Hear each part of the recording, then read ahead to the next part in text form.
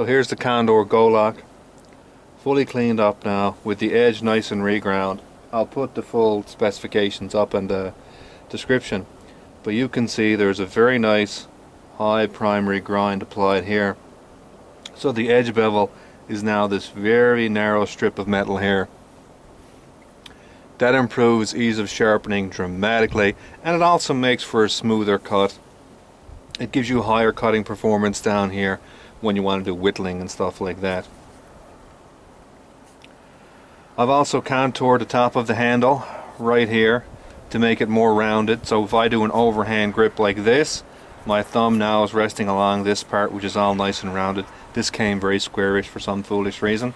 So right now, like this, in a very forward grip when I'm doing light cuts, my thumb here very comfortable.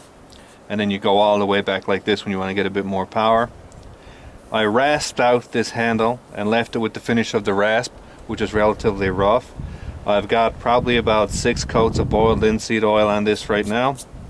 So this is a nice handle. It's very secure, very comfortable, and works now even when wet.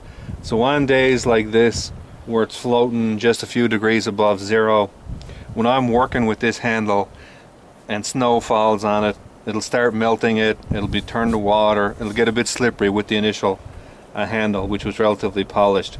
But now with the texture from the wood rasp and the boiled linseed oil, this is very nice, very stable. And the higher primary grind gives smoother cuts, much greater ease of sharpening.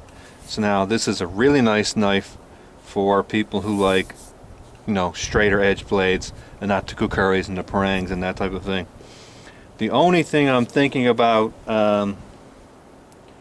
is further modification, is to actually put a bit of an indent or choil area right here. Again, I'm not really that fond of choils in general.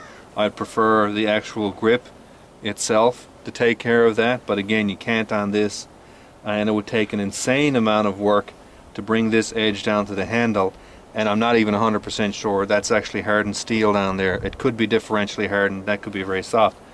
So basically what I think I'm going to do is grind that out, because this edge only starts to be sharpened up around here anyway. These bevels don't even meet down here. So I got about this much space, and that would give me the ability to work a bit more forward there, and again give me a bit more utility and function in the knife, make it a bit more versatile.